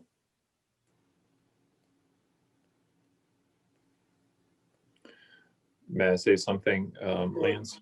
Sure. So Zara, to answer your question too, I found myself many times in that situation to where, you know, my practice, I got lazy with it and, you know, abandoned it. But then what I found out is that I was missing it. I was missing it to the point where I was like, I need to reschedule my whole day to where no matter what, I'm going to put practice into my schedule, no matter how busy my day was. And even if I was doing like a boring practice, you know, I was going back to it. Even if I was doing like for 5 minutes, I was, you know, just getting myself down on the cushion and making myself do it. And a lot of times what I found out is that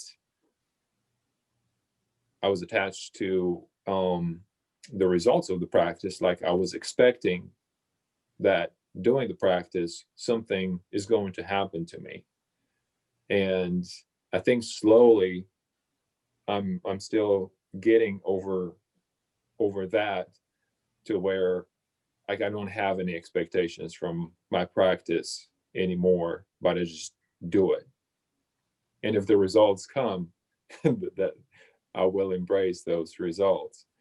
But to me, I'm learning to have faith in the practice and not necessarily look forward for what's coming to me, but more what I can do to be on the path and do the practice. Once I started realizing that, it became easier. And I saw myself spending more time in you know, in meditation. Well, you just said something that was really important. And you said, what's coming to me? And that is a key point, because that is indicative of self-grasping. See, that's a habitual tendency to listen for, because you're looking for something that's going to benefit you. And it's perfectly natural. You know, it's part of the progress that we go through to break through that. Because what we need to do from the very beginning, as soon as we can, is we're doing it for others. And that becomes our motivation. If we're selfishly doing it for ourselves, then we're going to continue to have emotional issues and so on like that. So what helps us to do this? What helps us to break through? And the answer to that is the Nundro. And that's why when we, on Buddhism 201 that we do on Friday nights, the next thing that we're going to get involved in is going to be the Nundro practices. So we've been going through these practices. We went through all the deity yoga practices because it was important for everybody to get familiar with the book and to get familiar with the deities and what they represent and so on. The next thing is going to be the Nundro. We're going to spend time on that. And it's up to everybody to accept that or not. But that is the thing that helps us to break through. Because the first part of the Nundro, the first part is the taking refuge and doing the refuge prostrations and understanding what the refuge means, and doing it for the lineage, doing it for others. So this becomes a great motivator. This is the motivator of bodhisattvas. It's not for ourselves, it's for others. So that's a very key point. You see how subtle these things are? How selfish we are?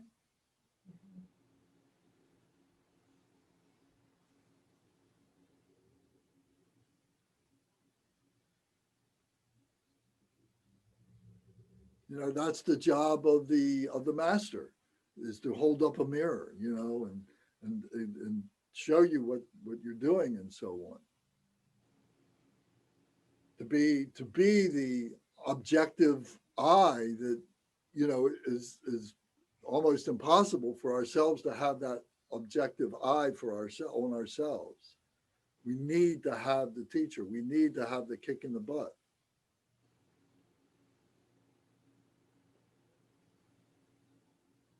So again, it's a question of whether you accept it or not.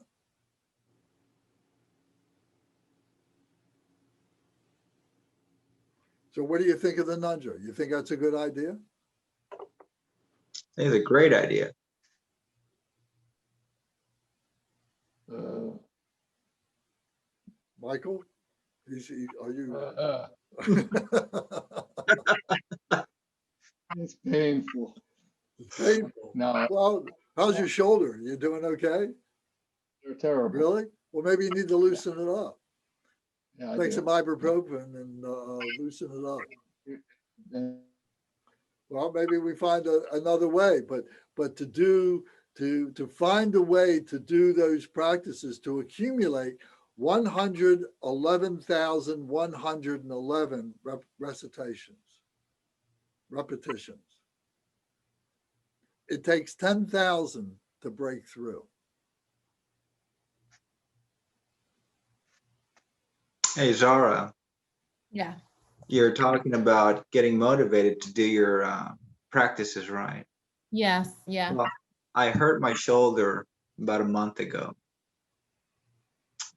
and I couldn't do my prostrations in the morning. I usually get up about 4:45 in the morning, and I started doing my prostrations. I couldn't do them for about a week. It killed me. It killed me.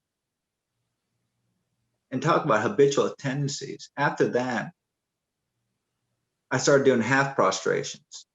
That means just going down, just putting your forehead to the ground and getting back up instead of doing a full prostration. I got upset at myself for doing that. I'm like, man, I feel like a slacker. Mm-hmm. Mm-hmm. And then last Friday, my shoulder was hurting again a little bit. I just immediately made an excuse for myself. Oh, I don't think I'm gonna do my prostrations this one day. And man, did I feel like crap the rest of the day. I did the rest of it. I did the meditation. I did the 4 ways of turning the mind and the refuge. But I was like, it's so easy to get back in that habit of, I'll do it tomorrow. I'll do it later. Nah, like Lance said, 111,000. Right now, I'm up to 35,000 right now. Wow. It's, I don't like to talk about it. I really don't like to talk about it. But since Lance is talking about it, he's the one that got me into it about a year ago now. And every morning I get up, do 108 prostrations. It was you and Michael, and there was a couple other people who were coming in, and we were doing it every Saturday, Mm-hmm. For a couple hours at Dharma Yeah. Center, just to be able to get you into the groove, so that you could go home and do it yourself. But yeah, every morning, 108. that's the way to do it, and then to get it to 200 and the 300. The thing that motivated me was my teacher would tell me that he's got an uncle who's 70 years old, and he does 1,000 a day. Mm-hmm. Oh yeah. So whether it's the truth or not, it motivated me. I said, well, and at the time I was 60 years old or something, and I said, well, I can't let him, show me up too much. That competition came in, The pride, yeah. If he could do it, I could do it. I realized I couldn't do 1,000. So God bless, his uncle that can 70 years old can do 1,000. I can't do that, but I got myself to do 400 a day. Sure. And I did 500 and I did 600 a couple of different times, but it whacked me out too much. I couldn't do them for another week after that. Oh yeah. It takes a 400. I got to do 400 every day. Mm-hmm. And then they started racking off, man. They started clicking off, and before I knew it, here's 30,000, here's 40,000, here's 50,000, and finally you complete them. And what you're doing is not the prostration. It's the mental. It's the mental, and it's what you're learning at the same time, because you are making a dedication of your prostrations for the benefit of others, but you're also spending time thinking, learning about what the lineage is, learning who the lineage masters are, learning what the ones that have passed already and the ones that are around us now, you know, who the teachers are and what they represent and so on. So that's all very important. It makes you part of, now you're becoming part of the society of the lineage. You need to have the lineage. It's really important. They become your support and you become part of them, and then you are supporting others. So, you know, talking about it now, we're at a decision time, I think, for all of us now. You know, are we ready to move into that direction? Maybe we're not, and that's okay. It's not judgmental. You know, everybody does it at their own time and place.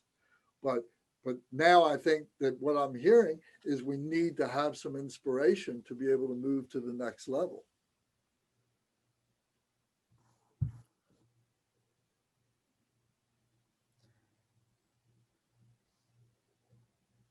But Lance, that inspiration that's from within each of us on our respective journeys. Is that correct? Yeah, but you know, it's up, but the teacher in the lineage is showing you the possibilities. Right. Right. But it's only, we have to act upon the possibility. We have to Well, make it. correct. Yeah, it's got to be your own effort. Yeah. Yeah, it's your own effort. Absolutely. Would anybody else be willing to share just candidly among this group how long you guys meditate at a time, or just so I've never had this kind of conversation, like unfiltered conversation, and felt comfortable asking other people. Like how, I know Katie practices 40 minutes total a day, but I wondered if anybody else would be willing to share.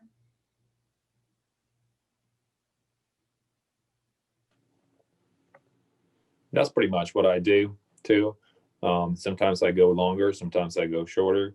If I have a super busy day, my meditation might be 5-10 minutes, but I might just do just that, so that I will be into that, you know, habitual pattern. But that's kind of like what I do. On the weekends, I like to do it longer. I've done it longer.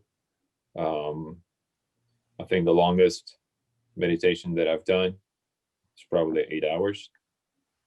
But that was it. On a daily basis, that's what it matters. It's not just like 8 hours straight shot. But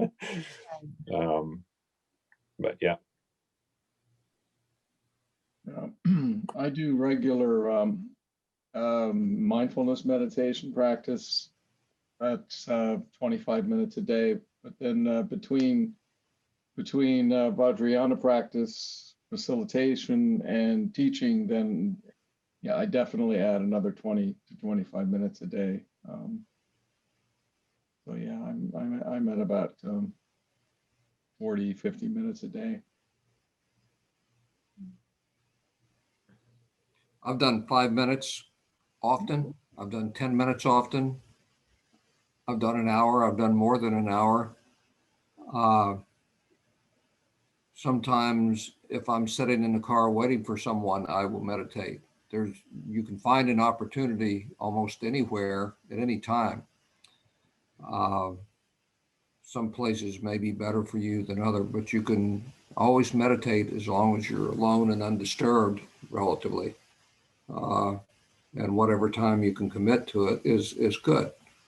For me, I prefer to be at home, but sometimes I sit on my deck and meditate listening to the birds. So no time is bad and no amount of time is bad.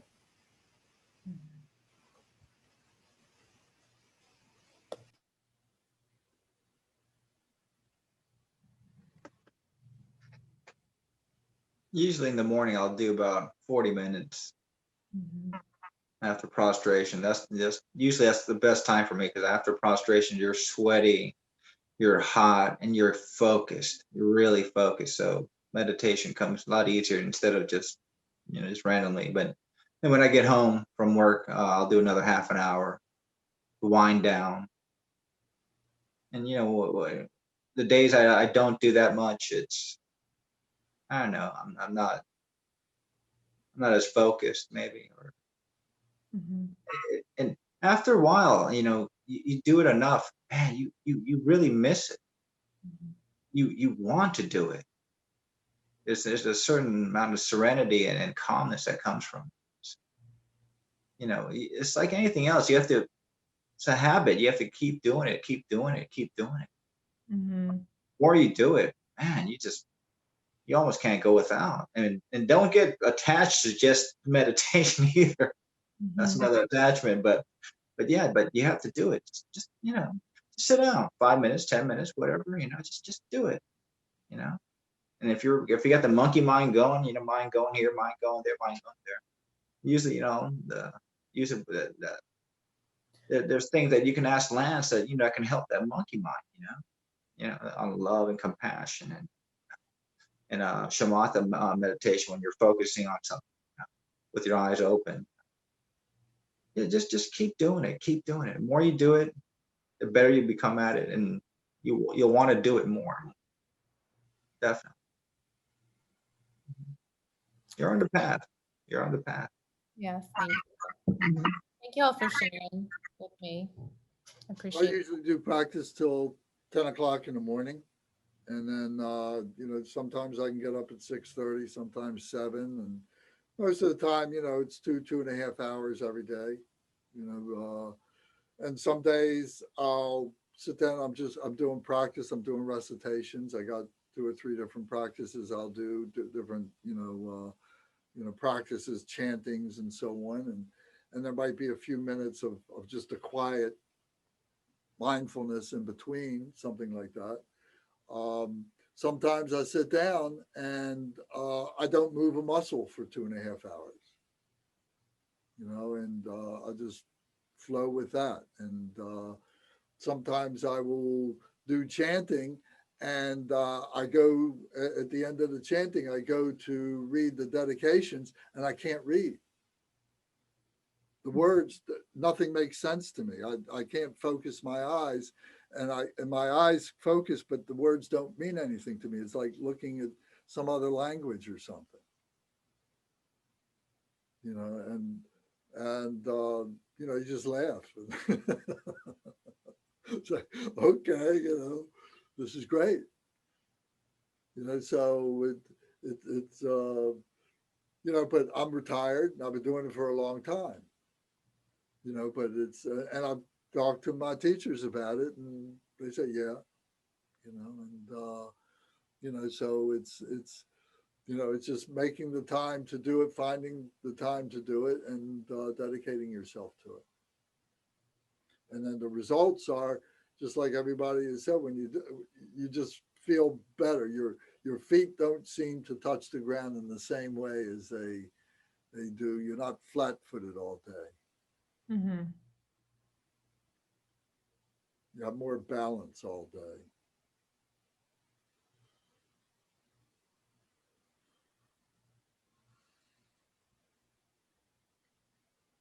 All right. Well, then I think we've had a very good session here. We've talked quite a bit about this, and we talked about Mahamudra, the meditation part. So the next week, we'll talk about the path of perfection, which is the 5th part of the path.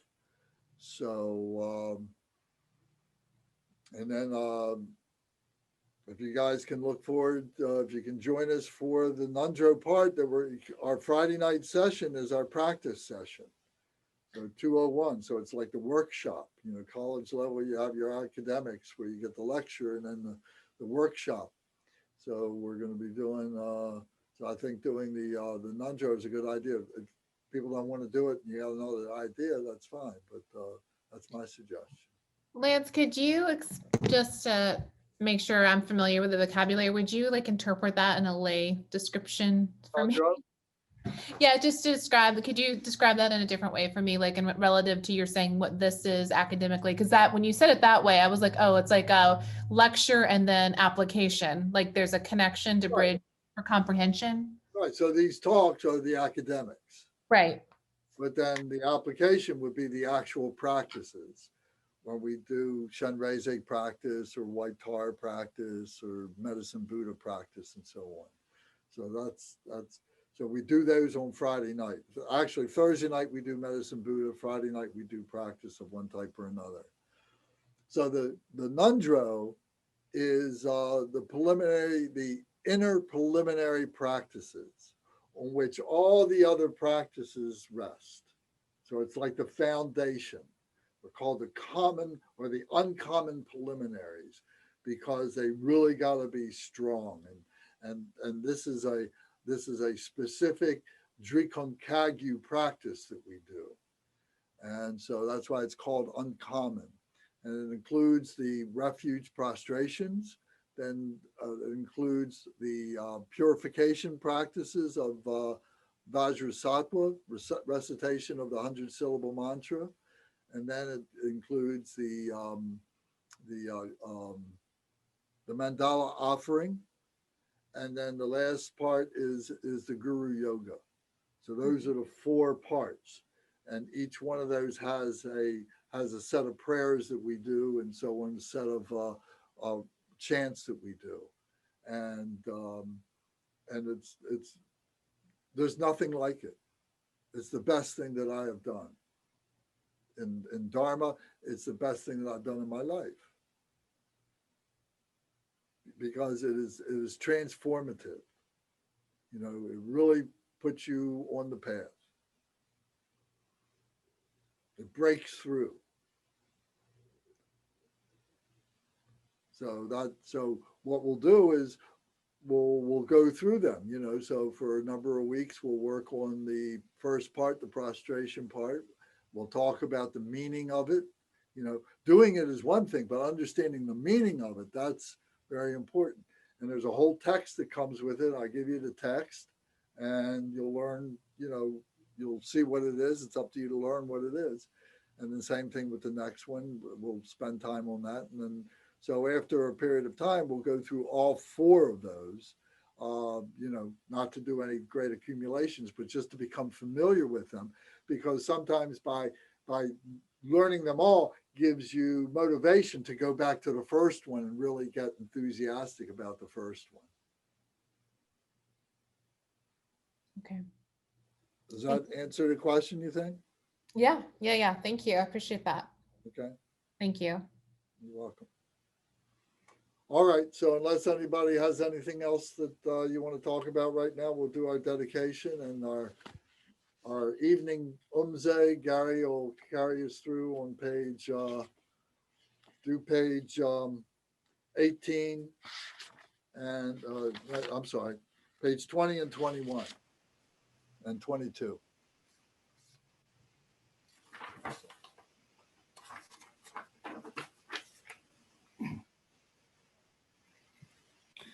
Do you want the Tibetan or just the English? Just the English. By the virtues collected in the 3 times by myself, All beings in samsara. all beings in samsara and nirvana, and by the innate root of virtue, may I and all sentient beings quickly attain unsurpassed, perfect, complete, and precious enlightenment.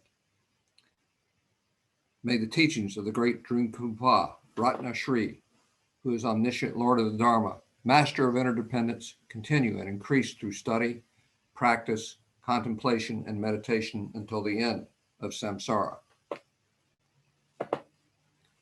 Dedication prayer. Glorious, holy, venerable, precious, kind root and lineage lamas, divine assembly of yidams and assemblies of Buddhas, Bodhisattvas, yogins, yoginis, and dakinis, dwelling in the 10 directions, please hear my prayer.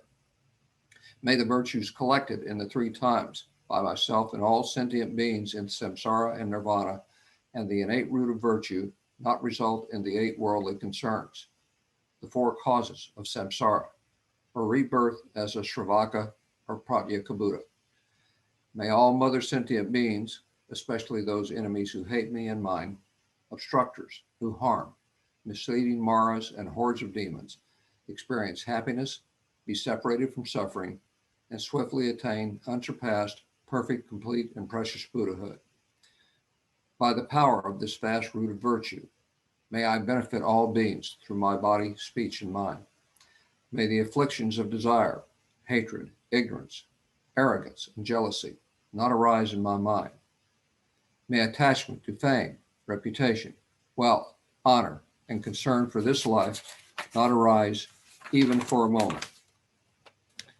May my mind stream be moistened by loving kindness, compassion, and bodhicitta, and through that may I become a spiritual master with good qualities equal to the infinity of space. May I gain the supreme attainment of Mahamudra in this very life. May the torment of suffering not arise even at the time of my death. May I not die with negative thoughts. May I not die confused by a wrong view. May I not experience an untimely death. May I die joyfully and happily in the great luminosity of the mind as such, and the pervading clarity of Dharmata. May I, in any case, gain the supreme attainment of Mahamudra at the time of death or in the bardo. Om, ah, Om. Om. Om, ah, Om. Om, ah, Om.